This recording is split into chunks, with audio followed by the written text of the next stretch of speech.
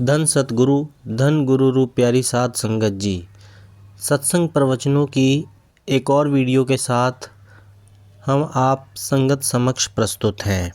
हमारा आज का सत्संग सच्चा प्रेम क्या है पर आधारित है, जो कि परम संत कृपाल सिंह जी महाराज जी के वचनों को दास की जुबानी आप सभी संगत समक्ष रखा जा रहा है। सत्संग प्रवचनों से पहले गुरु प्यार का एक छोटा सा शब्द आप सभी संगत समक्ष रखा जा रहा है। आप सभी ने ध्यानपूर्वक सुनना है और आप सभी से रिक्वेस्ट है कि हमारे इस चैनल ज्योति और साधना को सब्सक्राइब करें, वीडियो को ज़्यादा से ज़्यादा लाइक और शेयर करें ताकि संपूर्ण मानव जाति अनमोल वचनों से लाभ उठा सके। धन सतगुरु जी।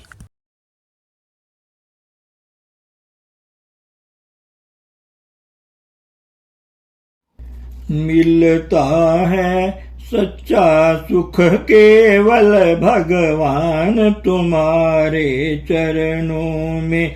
मिलता है सच्चा सुख केवल गुरुदेव तुम्हारे चरणों में। यह विनती है पल पल छिन्न छिन्न रहे ध्यान तुम्हारे चरणों में। यह विनती है पल पल छिन्न छिन्न रहे ध्यान तुम्हारे चरणों में। चाहे संकट ने मुझे घेरा हो, चाहे चारों ओर अंधेरा हो। चाहे संकट ने मुझे घेरा हो, चाहे चारों ओर अंधेरा हो, पर चित न डगमग मेरा हो, पर चित न डगमग मेरा हो। रहे ध्यान तुम्हारे चरणों में, रहे ध्यान तुम्हारे चरणों में। मिलता है सच्चा सुख केवल गुरुदेव तुम्हारे चरणों में। चाहे वैरी सब संसार बने, मेरा जीवन तुम परवार रहे। चाहे वैरी सब संसार बने, मेरा जीवन तुम परवार बने। चाहे मौत गले का हार बने, रहे ध्यान तुम्हारे चरणों में। चाहे मौत गले का हार बने, रहे ध्यान तुम्हारे चरणों में। मिलता है सच्चा सुख केवल गुरुदेव तुम्हारे चरणों में। चाहे अग्नि में भी जलना हो, चाहे कांटों पर भी चलना हो। चाहे अग्नि में भी जलना हो, चाहे कांटों पर भी चलना हो। चाहे छोड़ के देश निकलना हो, रहे ध्यान तुम्हारे चरणों में। चाहे छोड़ के देश निकलना हो, रहे ध्यान तुम्हारे चरणों में। मिलता है सच्चा सुख केवल गुरुदेव तुम्हारे चरणों में। मेरी जीभा तेरा नाम रहे, मेरी जीभा पर तेरा नाम रहे। तेरी याद सुबह और शाम रहे, तेरी याद सुबह और शाम रहे। हर वक्त मुझे ये काम रहे, हर वक्त मुझे यह काम रहे। रहे ध्यान तुम्हारे चरणों में, रहे ध्यान तुम्हारे चरणों में। मिलता है सच्चा सुख केवल गुरुदेव तुम्हारे चरणों में। यह विनती है पल पल छिन्न छिन्न रहे ध्यान तुम्हारे चरणों में। यह विनती है पल पल छिन्न छिन्न रहे ध्यान तुम्हारे चरणों में। मिलता है सच्चा सुख केवल गुरुदेव तुम्हारे चरणों में। धन सतगुरु जी। गुरु रूप प्यारी साध संगत जी, परम पूज्य परम संत कृपाल सिंह जी महाराज जी हमें समझा रहे हैं कि प्रेम क्या है। सभी कहते हैं हम प्रभु से प्रेम करते हैं, मैं सतगुरु से प्रेम करता हूँ, लेकिन प्रेम है क्या? प्रेम तो पेड़ का फल है। यह तो परम लक्ष्य है जो हमारे अंतर में विकसित होता है और छलकता है। हमें अपनी पूरी शक्ति दिल और आत्मा से प्रभु से प्रेम करना चाहिए। दिल एक है या दो? दिल तो एक ही है, और जिससे तुम प्यार करते हो उसे ही दे सकते हो। यदि तुम किसी को अपना दिल दे दो तो तुम्हारे पास क्या बचेगा? अपना आपा भूल कर तुम वही सोचोगे जैसा वह सोचता है। यही परम लक्ष्य है। उद्धव ने गोपियों से कहा, उद्धव दिल तो केवल एक है जो भगवान श्री कृष्ण ले गए। यदि तुमने अपना दिल सतगुरु को दे दिया है तो प्रभु को अलग से कुछ देने को बचा ही नहीं है। अतः सबसे पहले हृदय पूर्ण हो, बटा हुआ हो। जब यह पूर्ण हो तभी तो किसी को दे सकते हैं। हमारे सतगुरु ने एक बार अपने सत्संग में कहा, यदि तुम अपना दिल दे सकते हो तो तुम सीधे स्वर्ग जा सकते हो। एक आदमी उठ खड़ा हुआ और कहने लगा, ठीक है, मैं अपना दिल दे दिया। सतगुरु ने पूछा, क्या तुम्हारा दिल तुम्हारे काबू में है? उस व्यक्ति ने उत्तर दिया, नहीं। तब तुम कैसे दे सकते हो? तुम वही चीज दे सकते हो जो तुम्हारे बस में है।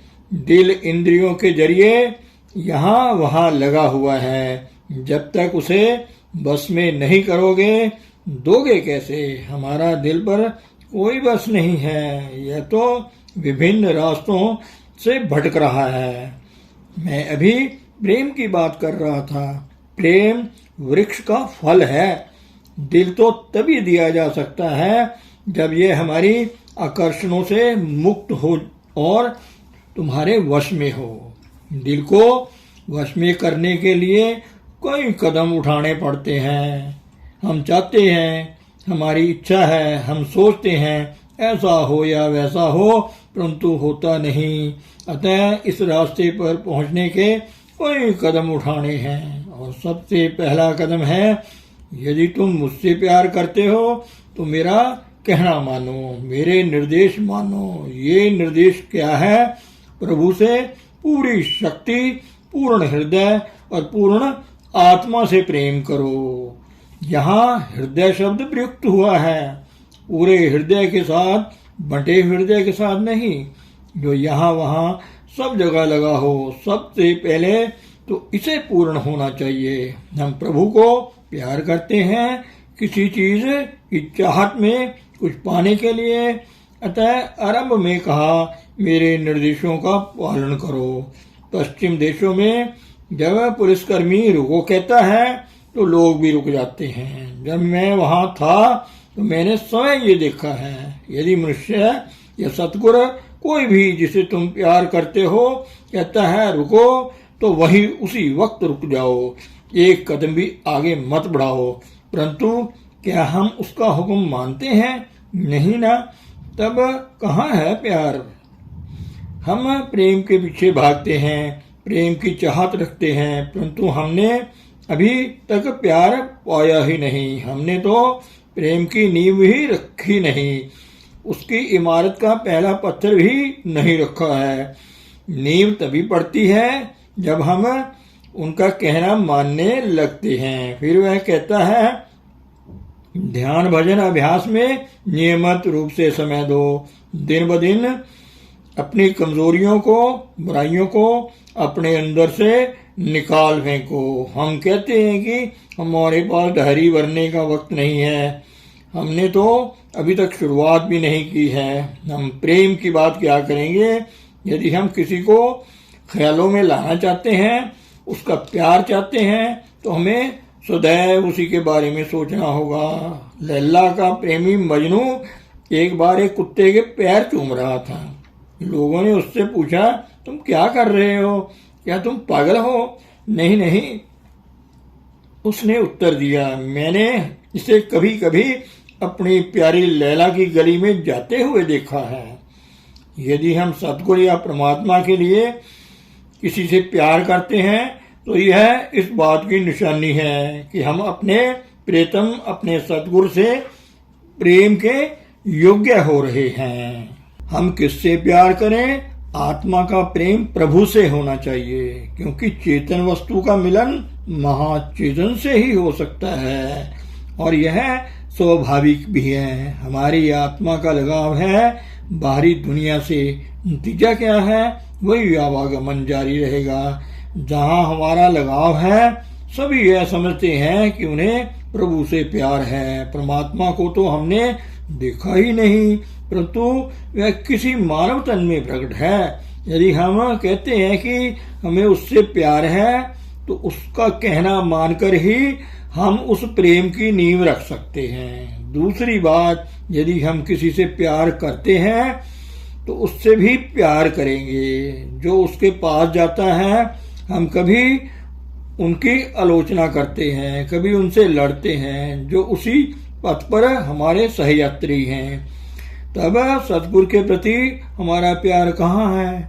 यह तो पहली सीख है भाई, आगे और भी कदम हैं। जब तुम्हारा प्यार प्रभु या सतगुरु के प्रति बढ़ेगा तो तुम उसके लिए लालायित होगे, तुम उसे भूल नहीं पाओगे। तुम ऐसे आदमी की सोबत चाहोगे जिसने उसके दर्शन किए हों या जो उसके साथ रहा हो।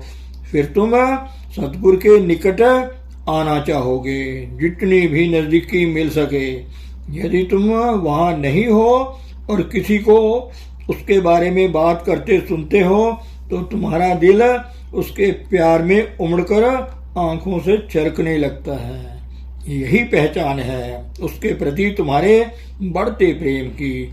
यह तो फूल है जो कि फल के आने की घोषणा करता है। बारिश का संदेश देने बादल आते हैं। यदि बादल नहीं तो वर्षा नहीं, यदि फूल नहीं तो फल भी नहीं। ऐसा प्रेम विकसित करने के लिए हमें सर्वप्रथम उसका कहना मानना सीखे। दूसरी बात, अपनी बुराइयों को चुन चुन कर बाहर निकालें। तीसरी बात, भजन अभ्यास में समय दें। तुम्हें ऐसी संगत करनी चाहिए जो तुम्हें अपने आदर्श की याद दिलाती रहे। ऐसों की संगत से दूर रहें जो तुम्हें संसार में लगाए रखे या प्रभु से दूर ले जाए। यदि तुम ऐसे की संगत नहीं कर सकते जो प्रभु की याद में तुम्हारा सहायक हो तो बेहतर होगा कि तुम अकेले रहो। पुस्तकों ग्रंथों में लिखी सतगुरु की वाणी के साथ रहो, तुम्हें लाभ होगा। तुम्हें उससे प्रेम हो रहा है। इसका एक लक्षण और है कि तुम्हें उसकी जुदाई तड़पाएगी। तुम उसे देखने को लालायित रहोगे। उसका नाम, उसके बारे में बात सुनने से ही तुम्हारा हृदय भर उठेगा, आंसू बह निकलेंगे। फल पकने का समय आ गया है।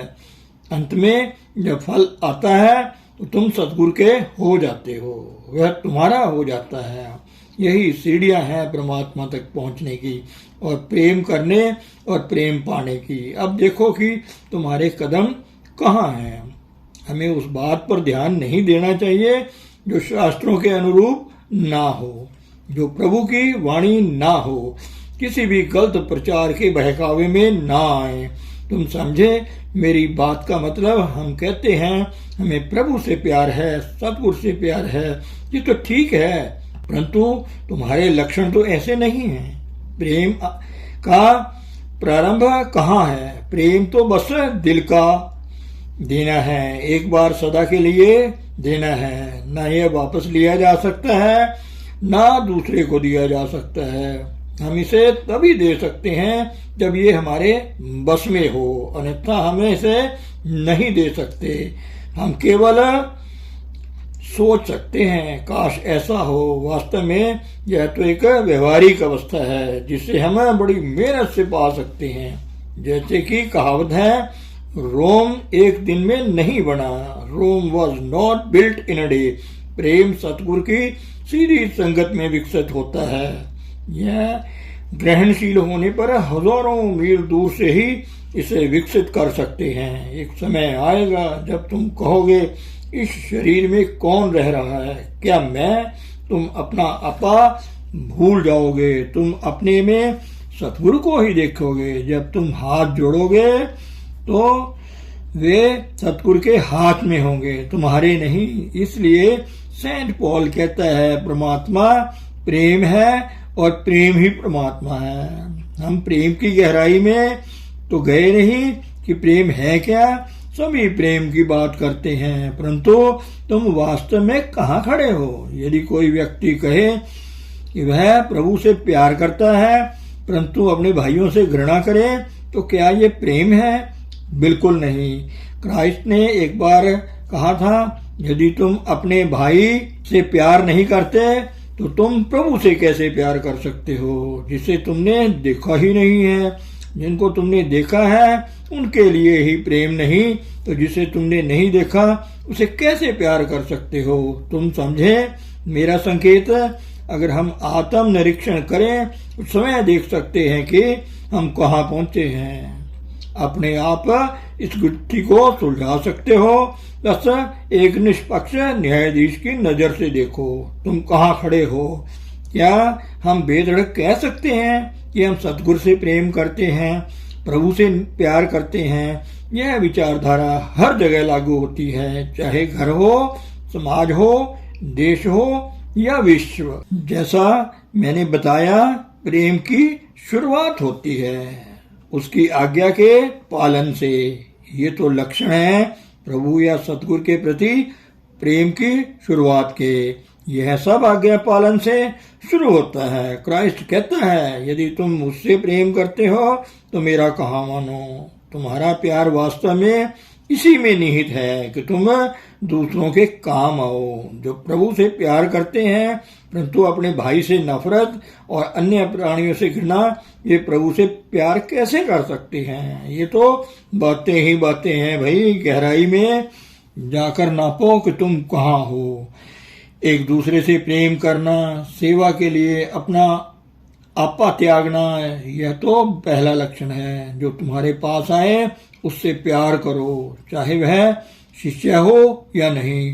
प्रेम की यही शुरुआत है। सिर्फ उसके बारे में सोचना काफी नहीं है, इसे व्यवहार में लाओ। कई लोग सोचते हैं कि सतगुरु की सेवा मात्र से अपने लिए स्वर्ग बना लेंगे, परंतु तुम अपने लिए यही स्वर्ग बना सकते हो। नम्रता व सदाचार धारण कर सतगुरु के चरणों में प्रेम में जीवन जीकर। कबीर साहब ने एक बार कहा, मैं एक बार अपने पिता के घर गया लेकिन वे वहां नहीं थे। मैंने सुना कि वे यहाँ धरती पर संतों के साथ रहते हैं। तुम धरती पर ही स्वर्ग की रचना कर सकते हो। उसकी बादशाहत धरती पर आने दो का आशय यही है। हमने दिलों में झांक कर देखो कि तुम वास्तव में हो कहाँ। शेखी बुखारने से काम नहीं चलेगा, करके दिखाओ। एक व्यक्ति जीवत पुस्तक मददगार होती है और सतगुरु एक जीवत पुस्तक है। जिन्हें इस तथ्य के लिए चुना गया है वो भाग्यशाली हैं। अपने चुनाव की योग्यता उन्हें सिद्ध करनी है। तुम सतगुरु के चरणों का स्वर्ग छोड़कर ऊपर वाले स्वर्ग को जाना नहीं चाहोगे। प्रभु सतगुरु में ही बसता है। धन सतगुरु, धन गुरु प्यारी सात संगरी।